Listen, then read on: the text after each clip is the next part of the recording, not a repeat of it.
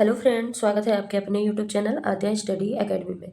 आज की हमारी ये मेटल एंड नॉन मेटल की दूसरी क्लास है। इसके पहले एक क्लास हो चुकी है जिसमें हम मेटल के बारे में कंप्लीट डिस्कशन कर चुके हैं।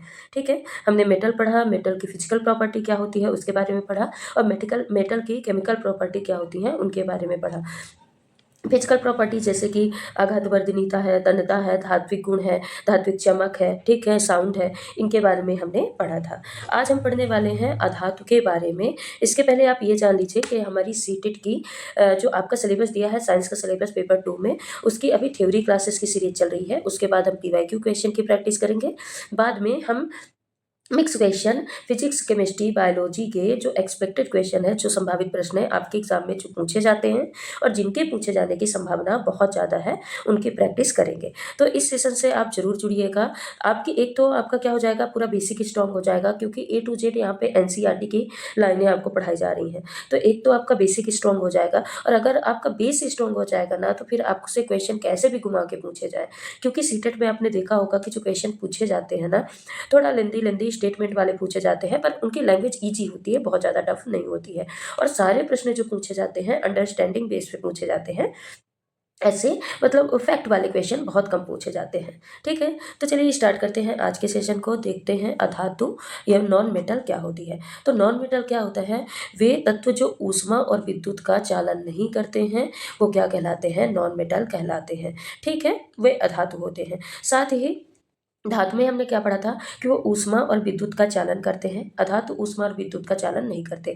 धातु में हमने पढ़ा था कि धातु क्या करते हैं? इलेक्ट्रॉन का त्याग करते हैं, और इलेक्ट्रॉन का त्याग करके पॉजिटिव चार्ज अपने में लाते हैं। जबकि जो अधातु होते हैं, ये इलेक्ट्रॉन ग्रहण करते हैं, इलेक्ट्रॉन को अपने में लेते हैं, और ग्रहण करके ये क्या करते हैं? ऋण आयन यानी नेगेटिव चार्ज को क्या करते हैं? धारण करते हैं। यानी ये कैसे होते हैं? विद्युत ऋणात्मक होते हैं। ठीक है, साथ ही जो धातुएं होती थी, धातुएं आघातवर्धनीय होती थी, तन्य होती थी, मजबूत होती थी, सोरोनस होती थी। जबकि जो आघातुएं होती हैं, आघातवर्धनीय और तन्य नहीं होती हैं। यानी इनको पीठ के पतले चादर के रूप में नहीं बदला जा सकता है, और न ही इनको तार के रूप में बदला जा सकता है। पर ये क्या होती हैं? ब्रिटल नेचर की होती हैं, भंगुर होती हैं। यानी जब भी इनको हम पीटेंगे, तो ठीक है, इनके कैपेसिटी से ज़्यादा इन पे बाह्य फोर्स लगाया जाएगा, तो ये क्या हो जाएगी? टूट जाएंगी। ठीक है, एग्जाम्पल के तौर पे जो कार्बन है, नाइट्रोजन है, सल्फर है, इनके अतिरिक्त कार्बन के जो दो अपरूप है, जैसे हीरा, ग्रेफाइट, ये सब क्या होती हैं? अधातुएं होती हैं। अधातु ठोस, द्रव और गैस तीनों अवस्था में पाई जा सकती हैं। जबकि धातु में हमने पढ़ा था कि ये केवल किस अवस्था में पाई जाती हैं? ठोस अवस्था में पाई जाती है। सिर्फ ब्रोमीन को छोड़ के, ब्रोमीन है तो अधातु, पर यह कमरे के तापमान में भी लिक्विड स्टेट में पाई जाती है, द्रव अवस्था में पाई जाती है। और हमने पढ़ा था धातु के टाइम पे कि जो धातुएं होती हैं, मेटल्स होते हैं, ज्ञात तत्वों में सबसे अधिक जो मात्रा में, क्वांटिटी में होते हैं, क्या होती हैं? मेटल्स प्रेजेंट होते हैं। पर जो अधातु हैं, अधातुओं की संख्या कितनी होती है? केवल और केवल 22 होती है, जिसमें 6 कौन सी अक्रिय गैसें होती हैं। अक्रिय गैसें कौन सी? वो जो जेनान, रेडान, क्रिप्टॉन, ठीक है, ये जो होती हैं helium, neon, argon, krypton, जेनान, radon, तो ये 6 अक्रिय गैसें भी उसमें क्या होती हैं? शामिल होती हैं। अब हम आ जाते हैं अधातुओं के भौतिक गुणधर्म पे। जैसे हम धातुओं के भौतिक गुणधर्म पढ़े, रासायनिक गुणधर्म पढ़े, वैसे ही हम अधातुओं के भौतिक और रासायनिक गुणधर्म को पढ़ेंगे। तो जो अधातु के भौतिक गुणधर्म है, तो इनमें धात्विक चमक, धातुओं में धात्विक चमक पाई जाती है। जबकि जो अधातु होते हैं, इसमें कोई विशेष धात्विक चमक नहीं पाई जाती है। यानी ये कैसे होते हैं? डल प्रकृति के होते हैं, दूसरे दूसरे से मलिन सी होते हैं। ठीक है, एग्जाम्पल के तौर पे जो सल्फर है, फास्फोरस है, ये दोनों क्या है? अधातु हैं, और इनमें कोई भी चमक नहीं पाई जाती है। पर आयोडीन, उसके टाइम पे जब धातु हम पढ़ रहे थे, उस टाइम पे भी हमने पढ़ा था कि एक्सेप्शन यानी अपवाद हर जगह होता है। देखिए, अपवाद के तौर पे यहाँ पे क्या है? आयोडीन और ग्रेफाइट, ये है तो अधातु, पर इनमें क्या है? ये चमकीले होते हैं, इनमें चमक पाई जाती है। ठीक है, ये क्या है? अपवाद है। दूसरा आ जाता है भौतिक गुण में विद्युत एवं ऊष्मीय चालकता। अब विद्युत एवं ऊष्मीय चालकता से क्या समझते हैं? जो धातुएं होती थी, वो विद्युत की भी और ऊष्मा की भी क्या करती थी, चालन करती थी, उनका ट्रांसपोर्ट करती थी, यानी अपने में से पास होने देती थी। जबकि जो अधातुएं होती हैं, अधातुएं विद्युत और ऊष्मा का चालन नहीं करती हैं, अचालकता प्रदर्शित करती हैं। क्यों प्रदर्शित करती हैं? क्योंकि इनमें मुक्त इलेक्ट्रॉन, फ्री इलेक्ट्रॉन नहीं पाए जाते हैं। जबकि जो धातुएं होती हैं उनमें क्या पाया जाता था, फ्री इलेक्ट्रॉन पाया जाता था। जबकि जो अधातुएं हैं इनमें फ्री इलेक्ट्रॉन नहीं पाए जाते हैं। उदाहरण के तौर पे क्या आ जाएगा, फास्फोरस, सल्फर, दोनों अधातु हैं और दोनों के द्वारा ही विद्युत और ऊष्मा का चालन नहीं किया जाता। ठीक है, कौन कौन, फास्फोरस आ जाएगा, सल्फर है, दोनों अधातु और दोनों ही ऊष्मा और विद्युत का चालन नहीं करते। पर यहाँ पे भी अपवाद है। अब क्या अपवाद है कि कार्बन का एक अपरूप, कौन सा अपरूप, ग्रेफाइट, ग्रेफाइट में क्या होता है, मुक्त इलेक्ट्रॉन पाए जाते हैं, फ्री इलेक्ट्रॉन पाए जाते हैं। अब देखिए विद्युत और ऊष्मा का चालन होता किसकी वजह से, किसकी वजह से होता है, फ्री इलेक्ट्रॉन के प्रेजेंस की वजह से होता है। अब क्योंकि कार्बन का जो अपरूप है इसके पास, ग्रेफाइट के पास फ्री इलेक्ट्रॉन पाए जाते हैं, इसीलिए क्या करता है, विद्युत का चालन करता है। ठीक है, और इसी का उपयोग किसमें किया जाता है, इसी का उपयोग इलेक्ट्रोड बनाने में किया जाता है। अगला आ जाते हैं भंगुरता पे। जो धातुएं होती थी वो भंगुर नहीं होती। यहीं पे देखिए साथ साथ पे आपका मेटल भी रिवाइज होते चल रहा है। ठीक है, ध्यान से सुनते चलिएगा। जो धातुएं होती थी क्या होती थी, भंगुर नहीं होती थी। पर अधातुएं होती हैं, कैसे होते हैं, ब्रिटल नेचर के होते हैं, भंगुर होते हैं। इनको पीट के चादर के रूप में परिवर्तित नहीं किया जा सकता। ये भंगुर होते हैं, ये छोटे छोटे पार्ट में क्या हो जाते हैं, टूट जाते हैं। ठीक है, इसलिए इनको जब हथौड़े से पीटते हैं ना तो ये छोटे छोटे टुकड़ों में टूट जाते हैं। उदाहरण के तौर पर क्या आ जाएगा, सल्फर और फॉस्फोरस, ये अधातुएं क्या होती हैं, भंगुर नेचर की होती हैं। अब अगले फिजिकल प्रॉपर्टी पे आ जाते हैं, अतन्यता। अतन्यता कैसे, कि जो धातु होती हैं वो तन्य होती थी। ठीक है, उनको खींच के पतले तार के रूप में बदला जा सकता था। पर जो धातुएं होती हैं इनको खींच के तार के रूप में नहीं बदला जा सकता है। ठीक है, यानी इनमें जो डक्टिलिटी का गुण है, तन्यता का गुण है, वो इनमें नहीं पाया जाता। अगला है कठोरता। जो धातुएं होती थी वो कठोर होती थी, पर जो अधिकांश अधातुएं हैं ये हमेशा किस अवस्था में पाई जाती हैं, मृद अवस्था में पाई जाती हैं। मृद यानी सॉफ्ट होती हैं। कैसी होती हैं, सॉफ्ट होती हैं। जैसे सल्फर और फास्फोरस को ही देखिए, ये कैसी होती हैं, सॉफ्ट होती हैं। सिर्फ अपवाद एक क्या है, हीरा, कार्बन का ही एक अपरूप हीरा, ये सर्वाधिक कठोर है, जबकि है ये क्या, अधातु। ठीक है, तो तन्यता और कठोरता भी समझ में आ गया। अगला आ जाते हैं गलनांक एवं क्वथनांक। जो धातुएं होती थी उनकी गलनांक एवं क्वथनांक क्या होता था, हाई होता था। यानी बहुत अधिक टेम्परेचर पर वो क्या होते थे, मेल्ट होते थे या वेपोराइज होते थे। पर ये जो अधातुएं होती हैं ये निम्न गलनांक और क्वथनांक वाली होती हैं, यानी कम टेम्परेचर पे ही ये क्या हो जाती हैं, मेल्ट हो जाती हैं या फिर बॉयल, वेपोराइज होने लगती हैं। अपवाद के तौर पे यहाँ पे भी आप देख लीजिए क्या क्या हो जाएगा, कार्बन, बोरान और सिलिकॉन, ये इनका जो बॉइलिंग पॉइंट और मेल्टिंग पॉइंट होता है ये ज़्यादा होता है। अगला आ जाता है घनत्व पे। अधातुएं ज़्यादा भारी नहीं होती हैं, कैसी होती हैं, हल्की होती हैं, इसीलिए इनका घनत्व क्या होता है, कम होता है। एग्जाम्पल के तौर पे अगर सल्फर को देखिए तो सल्फर का घनत्व कितना है, 2 ग्राम पर सेंटीमीटर होता है।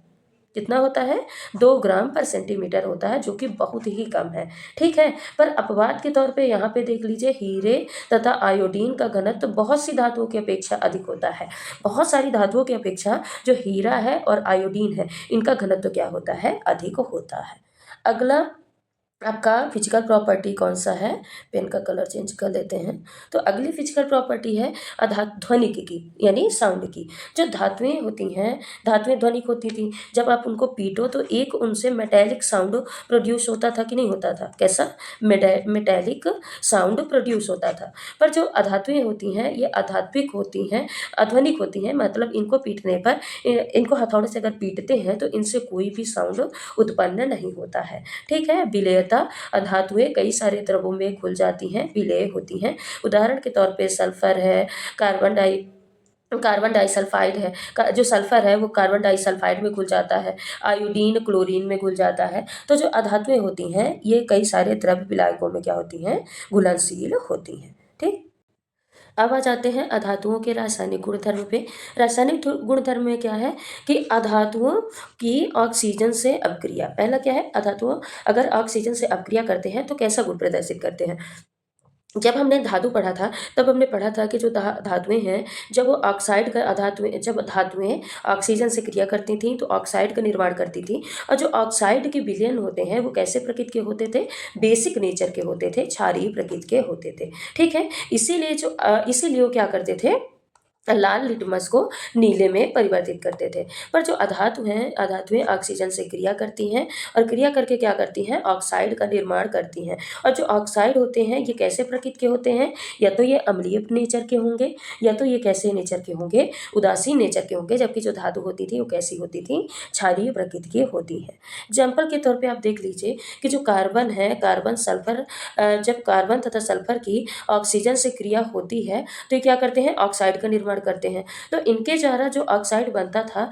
ये जल से क्रिया करके अम्ल निर्मित करता है। क्या बनाता है, एसिड का फॉर्मेशन करता है। यानी कार्बन और सल्फर जब इनकी ऑक्सीजन से क्रिया होगी तो ये क्या करेंगे, कार्बन मोनोऑक्साइड के बनाएंगे या सल्फर डाइऑक्साइड का बनाएंगे। यानी ये क्या बनाएंगे, ऑक्साइड का निर्माण करेंगे। और जब ये ऑक्साइड जल से क्रिया करेंगे, किससे, वाटर से क्रिया करेंगे, तो ये क्या करते हैं, एक अम्ल का निर्माण करते हैं। क्या करते हैं, अम्ल का निर्माण करते हैं।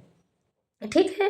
और जो अधातुएं के कुछ ऑक्साइड हैं, जैसे कार्बन मोनोऑक्साइड है, नाइट्रस ऑक्साइड है, नाइट्रिक ऑक्साइड है, ये कैसे होते हैं, ये उदासीन प्रकृति के होते हैं। कैसे होते हैं, उदासीन प्रकृति के होते हैं। अब जब ये उदासीन नेचर के होते हैं तो ये लिटमस के प्रति कोई भी प्रतिक्रिया प्रदर्शित नहीं करते हैं। यानी ये लिटमस के लिए कोई भी रिएक्शन शो नहीं करते हैं। ठीक है, जितनी भी अधातुएं होती हैं जल के साथ सामान्यतः अपक्रिया नहीं करती, जबकि जो धातुएं होती हैं वो क्या करती थी, जल के साथ अपक्रिया करती थी। ठीक है, जो सामान्यतः धातुएं धातुएं HCl के साथ यानी तनु हाइड्रोक्लोरिक अम्ल के साथ क्रिया करके क्या करती थी, सॉल्ट का निर्माण करती थी, लवण का फॉर्मेशन करती थी। पर जो अधातुएं होती हैं ये तनु अम्ल से क्रिया प्रदर्शित नहीं करती हैं। ठीक है, ये तनु अम्ल से क्रिया ही नहीं करती हैं। इनकी अपक्रिया केवल तभी तभी पॉसिबल है जब क्या हो, जो इनकी अपक्रिया में प्रोटॉन बनते हैं ना, उनमें इलेक्ट्रॉन कंप्लीट हो। क्या हो, उनमें इलेक्ट्रॉन की पूर्ति हो, यानी उनमें इलेक्ट्रॉन कंप्लीट हो। पर देखिए इलेक्ट्रॉन कब कंप्लीट होगा, जब क्या हो, किसी चीज़ में कोई चीज़ कब कंप्लीट होगी, जब क्या हो, उसमें संतोष हो। ठीक, पर ये जो अधातुएं होती हैं ये क्या होती हैं, असंतोषी होती हैं। यानी इनकी जो प्रकृति होती है क्या होती है, इलेक्ट्रॉन लेने की होती है। क्या होती है, इलेक्ट्रॉन ग्रहण करने की। अब इनको कितना भी इलेक्ट्रॉन दिया जाए ये क्या करती हैं, उसको ग्रहण करती जाती हैं, ग्रहण करती जाती हैं। तो ऐसे में क्या इलेक्ट्रॉन की पूर्ति हो पाएगी, यानी इलेक्ट्रॉन इनमें फिल हो पाएगा, तो नहीं हो पाएगा। क्योंकि इनकी प्रकृति कैसी होती है, इलेक्ट्रॉन ग्रहण करने की होती है, इसीलिए इनमें इलेक्ट्रॉन की कभी पूर्ति ही नहीं हो पाती है। इसी कारण जो अधातुएं होती हैं वो मतलब डाइल्यूटेड HCl के साथ अभिक्रिया नहीं करती हैं, और ना अभिक्रिया करती हैं, ना ही हाइड्रोजन को विस्थापित करके लवण का फॉर्मेशन करती थी। जबकि जब धातु पढ़ रहे थे तो धातु में क्या था, सोडियम था। सोडियम किसके साथ, HCl के साथ क्रिया करता था। तो यहाँ पे 2 लगा देंगे, यहाँ पे भी 2 लगा देंगे ताकि बैलेंस रहे। तो ये क्या करता था, 2NaCl यानी लवण का निर्माण कर लेता था और हाइड्रोजन गैस को विस्थापित कर देता था। पर इसमें धातुओं में ऐसा कुछ नहीं होता। क्यों, क्योंकि इनमें इलेक्ट्रॉनों की पूर्ति ही नहीं होती। अब पूर्ति क्यों नहीं होती है, क्योंकि इनकी जो इलेक्ट्रॉन ग्रहण करने की प्रवृत्ति है। ठीक, अब आ जाते हैं मिश्रण पे।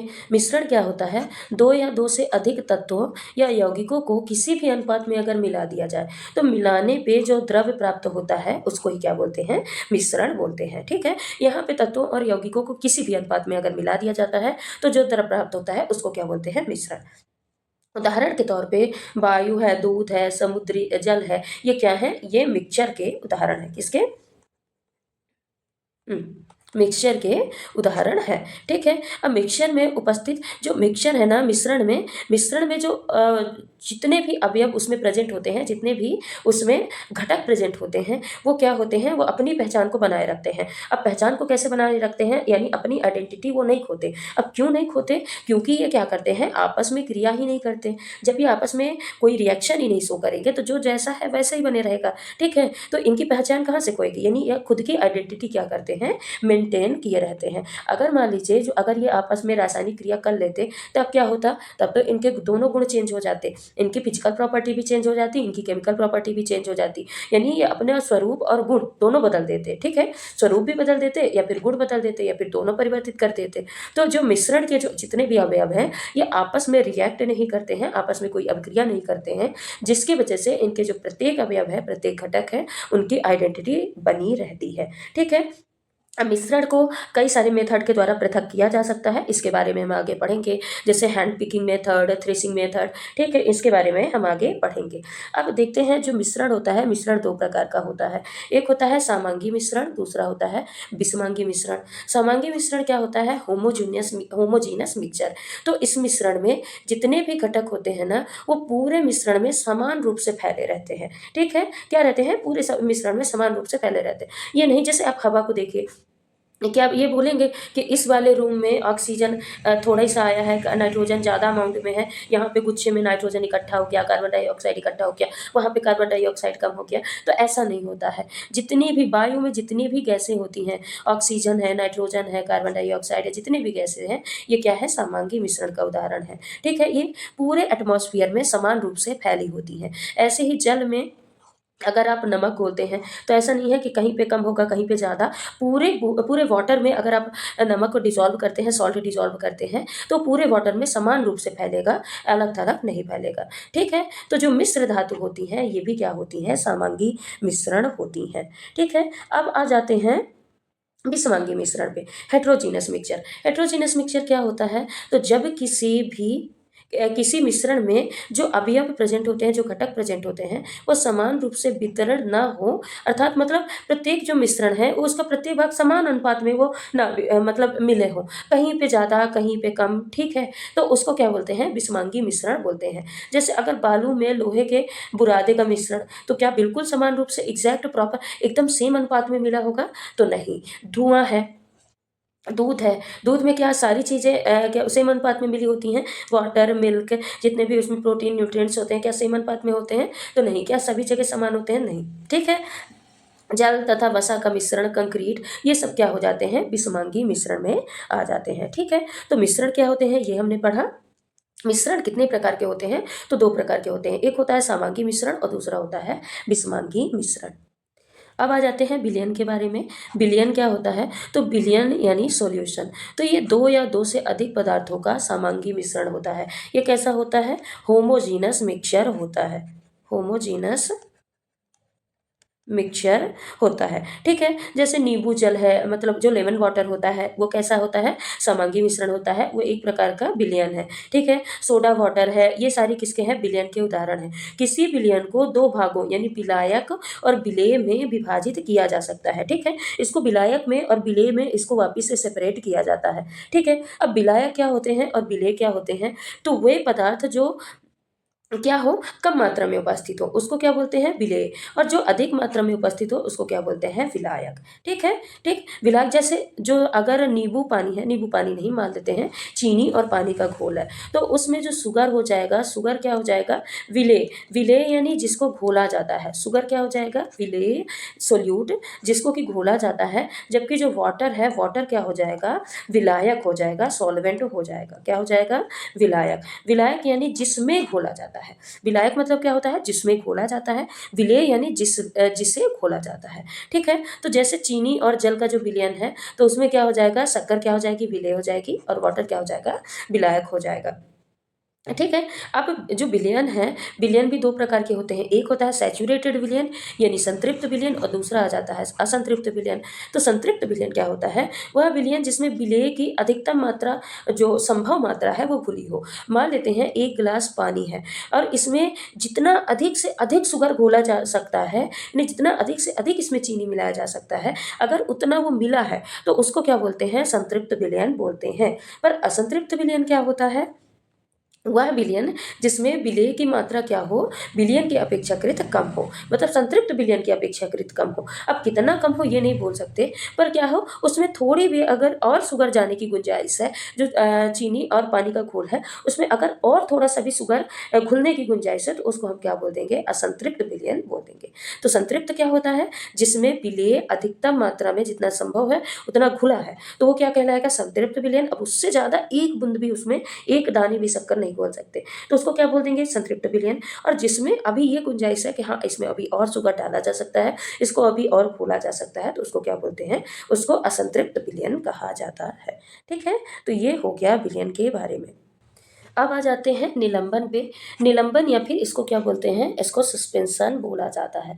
तो निलंबन क्या होता है, निलंबन आपने पढ़ा होगा कि जो तली में बैठ जाते हैं कण, तो ये क्या कहलाते हैं, निलंबित कण कहलाते हैं। तो जो निलंबन होता है ये विषमांगी मिश्रण होता है, इसमें समान अनुपात में जो अवयव है वो नहीं फैले रहते। ठीक है, ये कैसा होता है, विषमांगी मिश्रण होता है जिसमें विलेय के छोटे छोटे कण विलायक में क्या रहते हैं, परिक्षिप्त रहते हैं, उसी में मिले रहते हैं। ठीक है, अब जो निलंबन होता है इनको, इनके कणों को नग्न आँखों से नहीं देखा जाता, नेकेड आइड से नहीं देखा जा सकता है, पर इनको सूक्ष्मदर्शी से इनको देखा जा सकता है। ठीक है, इसके कण जो हैं अगर किसी छन्ने से छानते हैं ना तो ये छन्ने को पार नहीं कर पाते हैं, इसीलिए इनके कणों को हम छनन विधि द्वारा, यानी जो छानने की प्रक्रिया होती है, छानने की प्रक्रिया द्वारा इनको अलग कर सकते हैं। ठीक है, और अगर निलंबन को निलंबन जो है यानी मिक्सचर है, विषमांगी मिक्सचर है, अगर आप इसको किसी कुछ देर के लिए अगर आप इसको बिल्कुल शांत रख दीजिए, हिलाइए डुलाइए नहीं, तो इसमें जो विलेय के कण हैं यानी जो उसमें खुले हुए हैं वो क्या होते हैं, पात्र के नीचे यानी तली में क्या होते हैं, बैठ जाते हैं।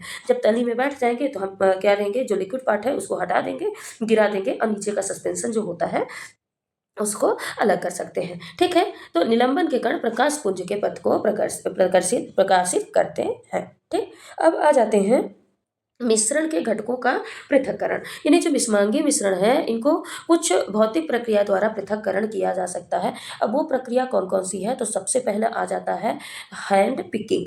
हैंड पिकिंग यानी हस्तचयन से क्या समझते हैं, जो हम बीनते हैं ना, बोलते हैं ना चावल छान रहे हैं, भून रहे हैं, तो जो चावल और गेहूं से कंकड़ हैं, मिट्टी के बड़े बड़े कण हैं, तो वो जो निकालते हैं तो उसको क्या बोलते हैं, हस्तचयन या हैंड पिकिंग मेथड बोलते हैं। अब आ जाते हैं दूसरा, थ्रेसिंग। थ्रेसिंग आपने सुना होगा ना कि गेहूँ की थ्रेसिंग लगाए हैं, सारे उसका अनाजों का होता होगा। थ्रेसिंग मतलब क्या है कि जो क्या डंडे से पीट के अनाज को अलग करना। पहले के टाइम पे, पहले ये मशीनें नहीं आती थी, क्या करते थे, ये अनाज है, अनाज को डंडे से पीटते थे जिससे उनकी जो फलियाँ होती थी वो टूट जाती थी और फलियाँ टूट के बीज अलग हो जाते थे और जो भूसा होता था भूसा अलग हो जाता था। ठीक है, तो ये क्या होती है, इस प्रक्रिया को थ्रेसिंग बोलते थे। हालांकि आजकल क्या है, थ्रेसिंग मशीन आने लग गई हैं जो कि घन घन घन घन घन घन चल के अनाज अलग कर देती हैं और भूसे को अलग फेंक देती हैं। ठीक है, तीसरा आ जाता है निष्पावन। निष्पावन यानी बिनोइंग।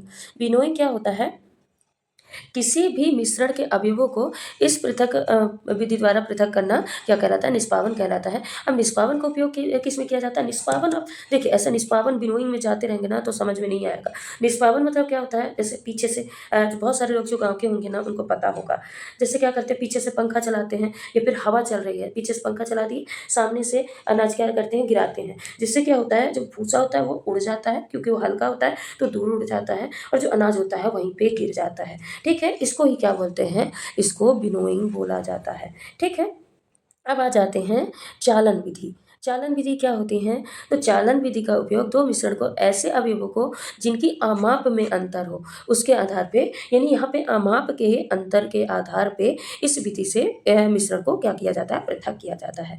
अब आ जाते हैं अवसादन या निस्तारण, जो अभी हमने सेडिमेंटेशन पढ़ा था, प्रेसिपिटेशन। इसमें क्या है कि मिश्रण को थोड़ी देर के लिए ऐसे शांत छोड़ दिया जाएगा, जो भारी कण है वो नीचे जाके बैठ जाएंगे, जो हल्के कण है लिक्विड वाला पार्ट है वो क्या रहेगा, अपना कांस्टेंट बना रहेगा।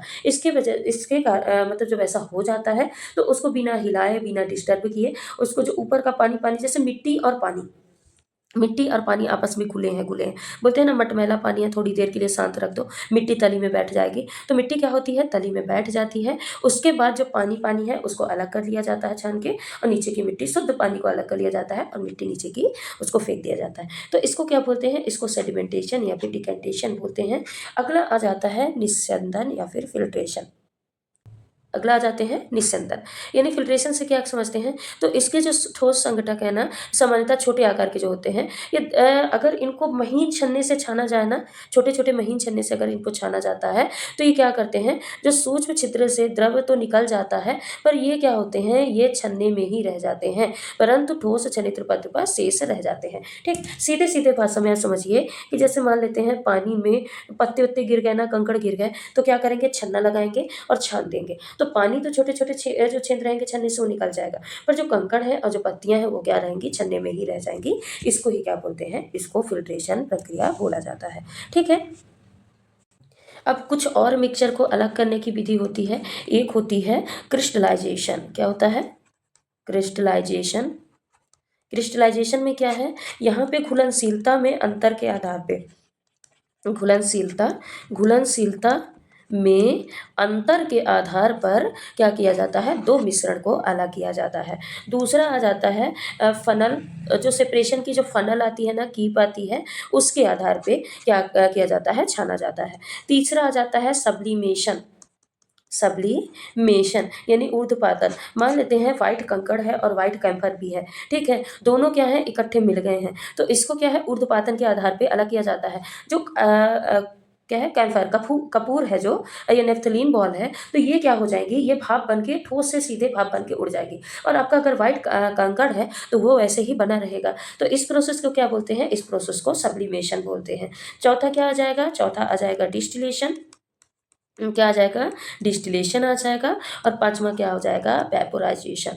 क्या हो जाएगा, वेपोराइजेशन। वेपोराइजेशन में क्या है कि उनके बॉइलिंग पॉइंट के आधार पे क्या किया जाता है, मिश्रण को अलग किया जाता है। जैसे कोई मान लीजिए 3-4 चीज़ों का मिश्रण है, ठीक है, एक है वो 80 डिग्री सेल्सियस पे ही क्या हुआ, उबल के भाप बन के उड़ने लग गया। एक 100 डिग्री सेल्सियस पे उबला भाप बना। एक है 110 डिग्री सेल्सियस पे उबला भाप बना।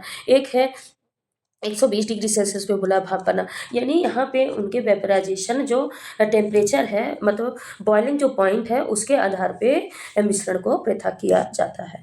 ठीक, तो आज से हमारा metal and non metal topic पूरा कंप्लीट क्या हुआ, समाप्त हुआ। इसके पहले क्लास में हमने मेटल पढ़ा था, आज हमने नॉन मेटल पढ़ा।